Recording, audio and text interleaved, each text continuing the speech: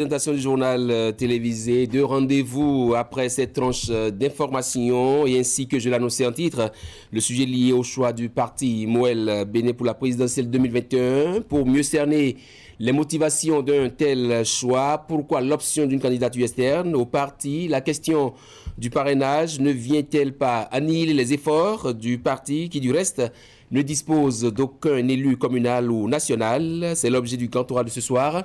Léopold Arrondinou, trésorier général du Moël Bénin, est notre invité. Voici donc le grand oral.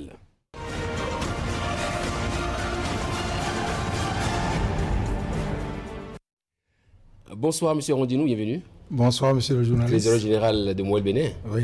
Alors, le Moël Bénin qui alimente l'actualité avec son choix, le choix opéré dimanche. D'abord, pourquoi dimanche pour choisir un candidat à l'élection présidentielle? Bon, ben, d'abord, dimanche, c'est un jour spécial, c'est un jour béni. Voyez-vous. Et puis, à Moël Bénin, c'est rien que des personnes qui n'hésitent pas à répondre présent à n'importe quel rendez-vous crucial de la nation, en général et particulièrement de la politique à l'interne du parti. Donc dimanche, ça n'enlève rien au sérieux que revêt ce que nous avons eu à faire, c'est-à-dire le Conseil national, la deuxième édition du Conseil national du parti Moël Bénin. Alors, ce à quoi on était habitué, c'est sollicitation de candidature, des jeunes mouvements qui se lèvent pour dire Patrice Talon doit être candidat pour ne pas rester conforme à ce qu'il avait dit, à savoir que c'est un seul mandat et tout. Mais cette fois-ci, le Moël Bénin qui dit Patrice Talon, c'est notre candidat. Voilà. Et savez-vous, cher ami, il se trouve qu'à Moël Bénin, nous avons, selon nos tests, que nous pouvons choisir un candidat à l'externe comme à l'interne.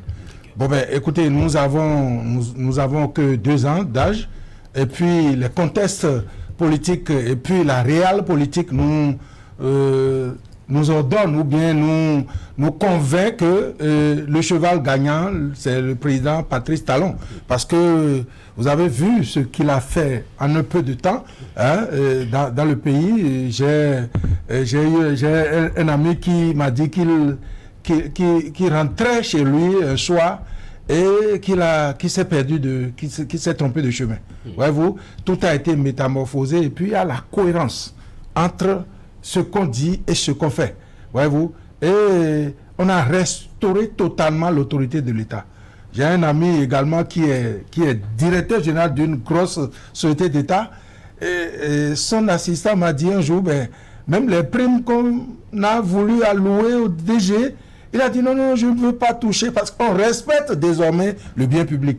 On respecte désormais ce qui est pour la nation et pour tous les Béninois. Voyez-vous? Donc, ce sont de petits exemples qui corroborent ce que nous avons... Et qui vous ont convaincu. Et puis, il faut voir l'homme. Oui. Voyez-vous? Il faut voir l'homme. Nous sommes désormais fiers d'être Béninois. Même à l'étranger, quand vous tenez des conversations avec des amis qui sont à l'extérieur, ils bombent le torse pour dire nous sommes fiers d'être Béninois. Ce n'est pas tombé du ciel, c'est du travail, c'est du sérieux qui est passé par là. Et c'est ça qui convainc. Surtout des sacrifices aussi. Absolument. Monsieur Arrondinou, c'est vrai, le Moël Bénin qui a décidé du choix porté sur Patrice Talon. Comment a été fait ce choix-là? Expliquez-nous de fond en comble comment ça s'est passé. Moi, j'ai été sidéré par le sérieux du parti dont je suis membre, dont je suis le trésorier général. J'ai été sidéré par le sérieux de notre leader, c'est-à-dire le camarade Jacques Ayadji. Voyez-vous, il a laissé libre cours à tout débat. Il a laissé libre cours aux intelligences. Voyez-vous. Alors, on avait d'abord, selon notre programme, on avait prévu mener un débat. Mais les structures à la base ont dit non. On va se mettre ensemble en coordination, pas coordination départementale, bien sûr. Voyez-vous, nous avons 15 coordinations départementales. Et dans chaque coordination départementale, ils ont mené le débat à l'interne. Et puis, le résultat, c'est ça. Ce n'est pas que le président Jacques Ayadji a dit « je veux être candidat ». Mais il a été proposé par 3 coordinations sur les 15. Voyez-vous. Et on a laissé chacun venir au pupitre dire le résultat du débat qui a été mené entre les coordinations. C'est comme ça que des 15 coordinations, il s'est trouvé 3 qui ont dit nous voulons que la candidature soit à l'interne et nous voudrions que Jacques Kayadji puisse être notre candidat. Et 12 autres coordinations ont dit parce qu'on a vu ci, on a vu ça, ils ont donné les raisons qui tiennent debout, des raisons sérieuses. Et puis, ils ont dit, par rapport à tout ce qu'ils ont énuméré, qu'ils voudraient que véritablement le candidat de Mouel Bénin, parce que d'aucuns disent que nous soutenons la candidature ou bien nous suscitons. Non, nous sommes un parti sérieux et nous avons décidé que notre candidat à nous, c'est le président actuel qui sera candidat certainement pour Mouel Bénin. Pourquoi certainement quand vous dites que Patrice Talon c'est le candidat, à supposer que Patrice Talon dise je ne suis pas candidat. Qu'est-ce que vous allez faire au Mouel Bénin? Non mais écoutez, nous lui avons confié, c'est-à-dire je parle du Bénin entier, tout à fait, oui. Nous lui avons confié les destinées de notre pays. Et il a tellement bien fait. La Bible déclare que tu as été sérieux dans peu de choses, on va te confier plus grand que ça. C'est ce que nous voulons faire, au fait. Alors, nous lui avons confié le Bénin et voyez comment et avec quel sérieux il a tenu la dragée haute à certains pays qu'on dit développés ou je ne sais quoi. Voyez-vous? Et le Bénin est désormais un pays phare dans la sous-région et pourquoi pas à l'international. Donc, au vu de tout ça là, nous avons choisi Patrice Talon comme notre candidat, je dirais certainement parce que il y aura du chemin à faire. Il n'a pas donné il n'a pas encore dit son dernier mot. Il n'a pas dit son dernier mot, mais nous allons l'amener à accepter d'être notre candidat, d'être candidat pour les élections de 2021. Voyez-vous, donc... Vous avez dit qu'à l'interne, il n'y a jamais de candidature de Jacques Kayadji. Non, Jacques Kayadji n'a pas levé le petit doigt, c'est ça qui suscite mais on a laissé libre cours à tout le monde, c'est-à-dire les coordinations, tous les conseillers qui sont venus. C'est le sérieux que moi j'ai constaté. C'est vrai que c'est déjà le cas pour les autres rencontres qu'on a eu à faire, c'est-à-dire à la naissance du parti et puis le premier conseil national et le congrès extraordinaire qu'on a tenu à Abomey. J'ai vu. Et puis, ça dit que ce que je dis là est en train de monter. C'est en train de monter en qualité et en quantité. Et c'est vraiment génial. C'est tout simplement génial que des jeunes, les femmes du parti puissent être aussi sérieux dans les débats concernant la vie politique dans notre pays. C'est tout simplement waouh. La question c'est pourquoi est-ce que Mouel Bénin décide de donner le top de ce choix-là de Patrice Talon pour être candidat en 2022, alors même qu'il y a d'autres blocs qu'on dit très assez proches de Patrice Talon, plus proche de Patrice Talon que Mouel Bénin. Pourquoi vous parlez de top? Nous sommes à quelques encablures des présidentielles. Pourquoi attendre les derniers jours pour commencer par aller dans tous les sens? Nous avons une programmation, nous avons une ligne directrice. Vous avez votre calendrier. Merci pour le mot, nous avons notre calendrier. Et sans faille, on est en train de respecter notre calendrier. Les réunions statutaires du parti, les rencontres statutaires du parti se tiennent à bonne date. Et c'est dans la même logique que nous avons planifié ceci et ce fut fait le dimanche 9 août dernier. Le calendrier, ça réserve quoi pour la suite? Vous avez choisi votre candidat, c'est Patrice Talon. Est-ce que vous allez maintenant faire un lobbying pour qu'il se déclare candidat ou vous allez rester là et attendre qu'il dise je suis ou je ne suis pas candidat? Nous avons notre plan. Ce qui est à faire tout de suite et maintenant, c'est que les structures qui sont venues à cette rencontre puissent aller rendre compte maintenant à la base, c'est-à-dire la base des bases, c'est-à-dire le Bénin profond. Et rien ne se fait d'autorité au niveau du parti Mouel Bénin. Tout se fait démocratiquement. Voyez-vous? Donc, ils iront maintenant annoncer la bonne nouvelle à la base. Et maintenant, le travail qui sera fait, nous réservons ça comme surprise. Vous allez certainement nous inviter à venir encore opiner par rapport à ce que nous avons. Nous avons notre planning. Nous sommes en politique, il ne faut pas tout de suite dévoiler sa stratégie pour après être surpris. Donc nous avons notre stratégie et nous savons ce que nous allons faire et notre cheval va gagner au premier tour en 2021. On a vu Mouel Béné aux législatives ne pas prendre part parce que effectivement il y a eu un problème de dossier pour les communales aussi. Je pense que c'est la même chose, mais Mouel Béné a appelé à soutenir les candidatures de l'UP. Mouel Béné qui décide aujourd'hui de soutenir Patrice Talon, alors même que Patrice Talon n'est pas membre de Mouel Béné. Merci. Et disons que d'abord pour les législatives, c'est avec amertume que je le dis, nous avons regretté ne pas pouvoir participer aux législatives. D'accord? Il s'est trouvé qu'il y a eu doublon. Bon. Et on n'a pas pu participer. Un pincement au cœur, quoi. C'est avec pincement au cœur parce que nous avons trop travaillé. Vous voyez un peu la polémique quand on parle de Mouel Béné. Vous voyez comment il y a tollé, il y a débat autour. Ça veut dire que ça vous réconforte. Ça nous réconforte parce qu'on ne jette de pierre qu'à l'arbre qui porte de fruits. Si l'arbre ne porte pas de fruits, vous verrez jamais on va lui lancer une pierre. Voilà. Alors, maintenant pour les élections communales, vous êtes béninois et vous êtes un journaliste d'investigation. Vous avez vu comment les choses se sont passées. Voyez-vous, bon, on a été mis hors jeu. Bon, tout ceci, nous ne sommes qu'un jeune parti qui n'a que 2 ans d'âge. Ça, c'est des apprentissages. Ouais. C'est des choses c'est comme un enfant qui naît, il va marcher à 4 pattes, il va s'asseoir d'abord, marcher à 4 pattes, il va tenter de se lever, il pourrait trébucher, il pourrait tomber. Mais pourquoi est-ce que Mouel Béné ne fait pas l'option de se fondre dans les blocs, dans les 2 blocs forts du chef de l'État, le BR et l'Union progressiste? Pourquoi vous appelez une entité politique forte et une autre faible? Je suis désolé. Je n'ai pas encore dit. En fait, je parle de fort en tenant compte du nombre de mouvements qui composent cette formations politiques-là. Si on peut vous énumérer le nombre de mouvements qui composent Mouel Béné, vous serez sidéré. Moi, je suis président d'un mouvement. Voyez-vous?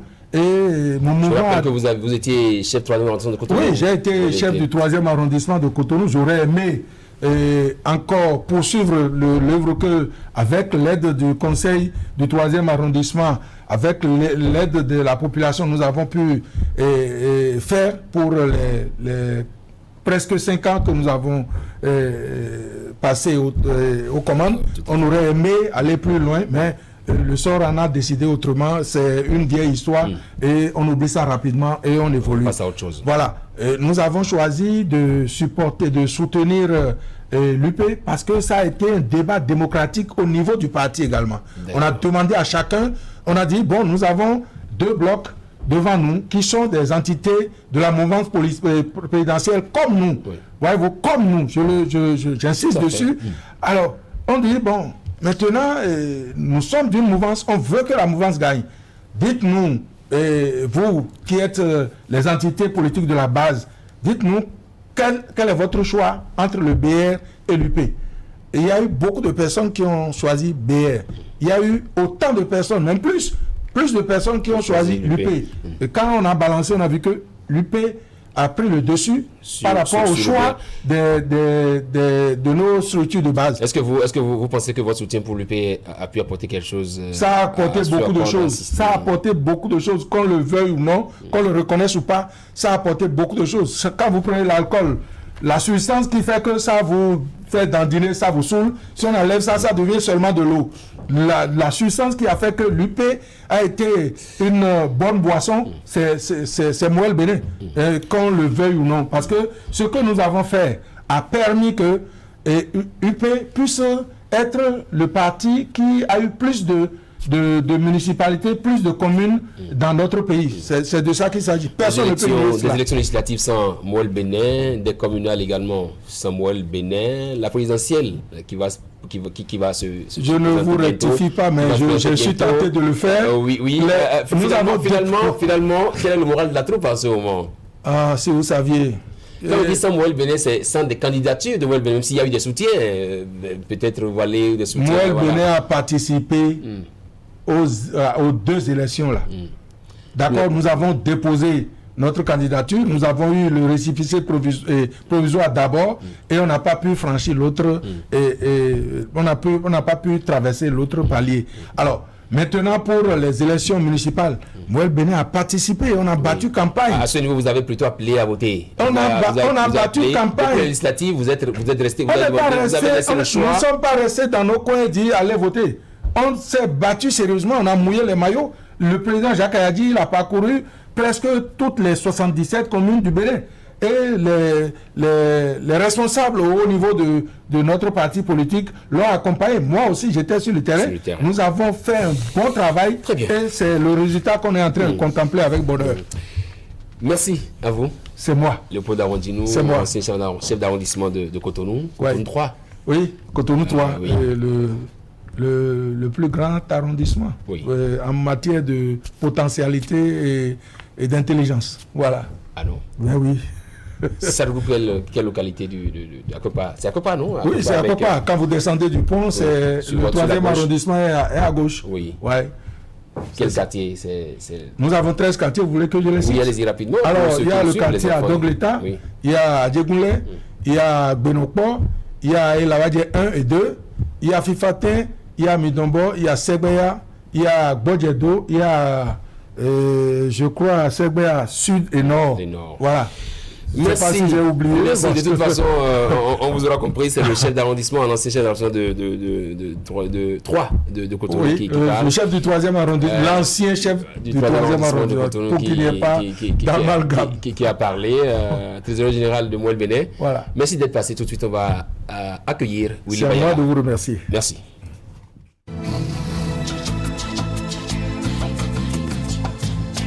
Vous aimez la qualité, vous exigez la finesse. Pour tous vos travaux en impression, flyers, affiches, dépliants, brochures, calendriers, facturiers, faire-part, cartes de mariage, cartes de visite et vos travaux en sérigraphie. Une seule adresse, l'imprimerie du groupe de presse Fraternité qui vous propose des prix défiant toute concurrence.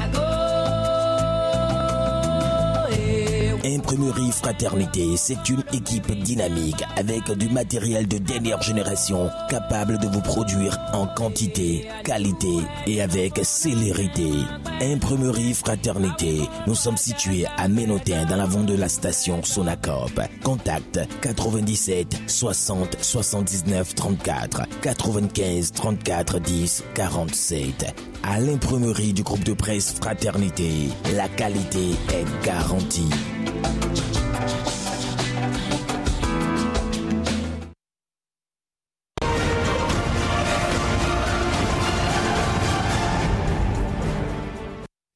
Il est déjà là avec moi, Willy Bayala. Bonsoir Willy. Oui, bonsoir. Bienvenue à vous, un week-end sans doute bien passé. Bon, on remercie Dieu. On est là, c'est l'essentiel. Oui, en pleine forme. Ah ouais.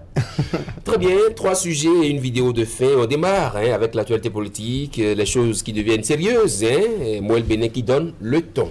Ouais. C'était hier lors de leur congrès national. Deuxième congrès d'ailleurs, parce que ça fait 2 ans. Ça fait 2 ans hier. Et il y a eu beaucoup de projets.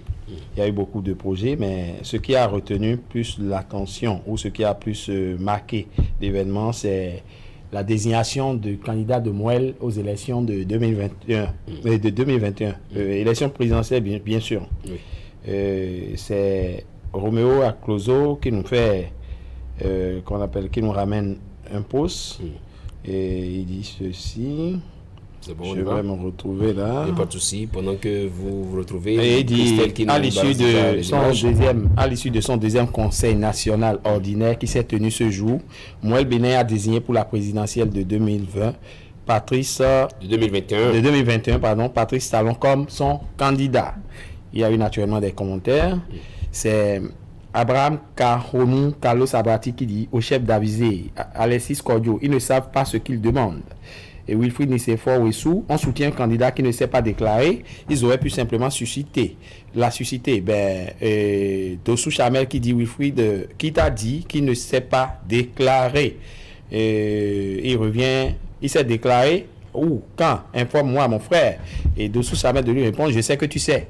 Je sais que tu sais que je sais que tu es au courant. Bon, c'est mes voix. Ce n'est plus punissable, ce genre de truc. Quelqu'un qui lui demande, c'était punissable et quand? Il y a René Dossa qui dit, c'est une question, mais qui selon vous aurait un antécédent. Votre question a donc suscité ma question. Iskandarou Mo, ça ne surprend pas. Tison Peter Koba, mais est-ce que Talon a déclaré qu'il veut être candidat? Et Blaise Aoumenou, pourquoi pas Yahi Adjavon ou Soglo ou Koutier? Le sujet numéro 2, c'est lequel déjà? Le sujet numéro 2, c'est comment on appelle la publication de Esther Gaba. Esther Gaba, oui. Oui, c'est suite à ce que nous avions vécu dans la semaine, les réseaux sociaux qui nous ont qui ont puisé sur le compte de certains, comment on appelle, certains abonnés. Oui. Et on était là au matin quand certains abonnés ont constaté que leur compte Momo ont été violés, si on peut dire ça comme ça, parce qu'on est allé prendre de l'argent dessus. Et MTN s'est tagué d'un communiqué pour justifier cet état de choses, parce que ça a suscité l'indignation au sein de la population, au sein de la clientèle. Et le communiqué disait ceci, c'est un long communiqué, mais en résumé, je vais lire quelques passages. Il dit, depuis le 17 juin, MTN Mobile Money, dans le souci de fidéliser certains inactifs, n'ayant effectué aucune transaction, a décidé de leur offrir un bonus de 500 francs pour les encourager à faire une transaction Momo. C'est parti de là. Malheureusement, suite à un souci technique lié à l'implémentation de cette offre sur notre plateforme Mobile Money, nous avons constaté que 607 330 abonnés parmi nos 2 500 000 abonnés actifs sur MTN Mobile Money ont bénéficié de manière indue de cette promotion. Afin de récupérer la dite somme indûment perçue par nos abonnés concernés, nous avons entamé certaines actions de recouvrement de ce montant sur les comptes à partir du 5 août 2020. On va laisser les téléspectateurs continuer la lecture. On y va pour les commentaires, si vous permettez. On y va pour les commentaires. C'est Annick Ballet qui dit: coucou Esther Gaba, est-ce que quelqu'un avait reçu au moins la notification du bonus en cours d'ajustement ou de réajustement? Essaie de lui répondre: moi, je n'ai pas reçu de notification. Data. Anthony Oussou: moi aussi, je n'ai pas reçu de notification. Trop, c'est trop. Mais MTN dépasse les bornes du tolérable. Jables Nyons: ces autorités ou responsables des consommateurs laissent à croire qu'ils ont reçu des pots de vin. My Country. Akpaki Conrad: ces gens devraient recevoir la visite de la brigade antifraude. Que dis-je? Ils devraient être présentés au procureur de la République. On laisse les gros voleurs pour s'en prendre aux petits. C'est pas normal ce que je lis à propos de ce vol des abonnés. Chen Seiver: ce sont de véritables imbéciles et des bandits à col blanc. J'ai été aussi anarchiquement et abusivement défalqué de 500 francs. MTN et Magnon, et ils ne m'ont rien envoyé et me volent 500. Mon argent était sur programme, hein. De toute façon, ça me fait mal. On dirait que c'est 500 francs. On va laisser la suite du commentaire. Oui. Fofo Ernest Bagidi: tu es où? Voilà à faire. C'est François Savier Bagidi qui appelle son Fofo. Tatiana Capochichi: sérieusement quoi? C'est quoi encore cette histoire de défalcation qui circule depuis hier?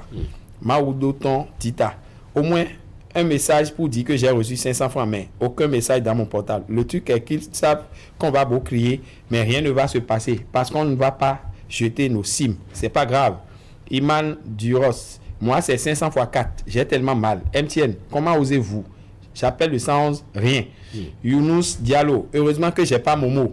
Lisette Moutondi: merci là-bas, moi non plus. Et Younous Diallo: les gens m'ont souvent traité d'avare quand je leur dis que je n'ai pas de Momo. Et voilà.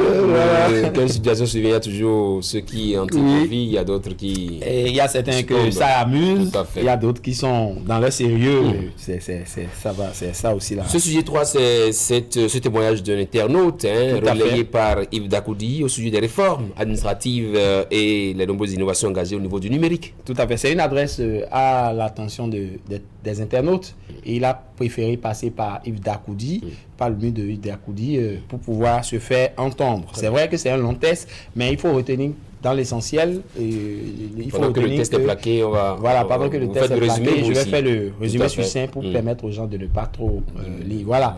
Et en fait, c'est quelqu'un qui a essayé la plateforme de iGouv. iGouv. Il y a même une nouvelle plateforme qui s'occupe des casiers judiciaires. Casiers judiciaires, où tout ce qui est administratif aujourd'hui, vous pouvez aller sur le site du gouvernement. Il y a un site qu'on a mis en ligne. Oui, ça marche. Pour le casier judiciaire aussi. Oui. Donc, si je suis né à Parakou, en fait, pour le cas, je suis né à Parakou, j'ai plus besoin d'aller à Parakou pour avoir un casier judiciaire. C'est ce qui est heureux. Parce que avant il fallait se déplacer. Moi, je suis né à Paubert, je dois tout le temps me déplacer, aller à Paubert. Mais l'internaute en question est en France, je crois. Il est en Europe. Et de l'extérieur, il a pu le faire et il a eu son casier judiciaire en ligne. Donc, c'est ça qu'il a... En fait, il n'y croyait pas. Et il le dit dans son message. Il dit, je n'y ai pas cru. Et quand on m'a dit, allez le faire, j'ai ri. Parce que d'habitude, quand on vous dit en Afrique, quand on te donne 72 heures, ça fait x5. Mais aujourd'hui, je peux vous assurer... il dit, mais aujourd'hui, je peux vous assurer que le Bénin est en train de changer cette donne, car le samedi 8 août 2020, soit moins de 72 heures... Et si l'on doit tenir compte de l'heure de la fermeture des administrations, j'ai reçu mon casier judiciaire sans me déplacer, sans faire le rang, sans glisser un petit 1000 francs à quelqu'un. Qu'il vous souvienne qu'avant, pour obtenir un casier judiciaire, solliciter d'autres services dans les tribunaux, c'était un véritable chemin de combattant. Et ça, c'est vrai. Donc, c'est vraiment à louer, c'est un acte à louer. Il faut vraiment encourager le gouvernement et le féliciter pour ceci. Il s'appelle Robert Ngbo, c'est ça? Oui. Et aussi, c'est Robert Ngbo qui est le truc le signataire de l'article. Il y a eu des commentaires naturellement. Et on va lire quelques-uns. C'est Dewey Odilon qui dit une innovation à saluer. Et Colin Signan. Bonjour monsieur Yves Dakoudi, j'espère que vous allez bien. Je vous ai demandé de m'aider. Et Laurie Loriano, quel est le site web sur lequel il faut aller pour faire la demande? Amel Pierre Moumindele. Sur quel site faut-il aller? Aidez-moi, je veux vérifier aussi. Brice Caril Anator. Et les pensionnés, où en sommes-nous? Combien de temps il faut pour commencer à percevoir leur pension? David Humpère, il faut qu'on encourage nos dirigeants à continuer à bien faire. Moi, je suis né à Gorgounou. Il faut aller à Kandi pour chercher mon casier judiciaire et attendre 2 jours à l'hôtel au moins pour l'avoir. C'est long, cher et pénible de faire cette route. Ce monsieur, en termes de réforme, c'est un numéro 10. Hervé Akkad d'Andinou. Je pense qu'il faut vulgariser suffisamment la procédure d'obtention de ce document. Mundekon Mundakpo. Hier samedi, un enseignant que je connais et qui critique avec véhémence les actions du président Talon m'a fait cet aveu. Mais le président a réussi quand même dans le domaine du numérique. Depuis ma chambre, j'ai déjà tous mes actes administratifs. Autrefois, il fallait aller plusieurs fois au ministère et donner de l'argent. Eugène Bochepo, mon cousin a reçu pour lui en 48 heures depuis les États-Unis. C'est pour vous dire que ceux qui critiquent Talon ont leur intérêt. Très bien. Merci à vous, Roméo Clozo. On va passer, pas Roméo, Willy Bayala. On va passer à la vidéo du jour. Tout à fait. Que impérativement, comme un enfant qui boude, il faut que on révise. Si on ne révise pas, je ne peux rien faire. On considère que le mandat unique, c'est fini, là. Vous n'êtes plus dans cette dynamique, monsieur le Président de la République. Mais le mandat unique, c'est fini.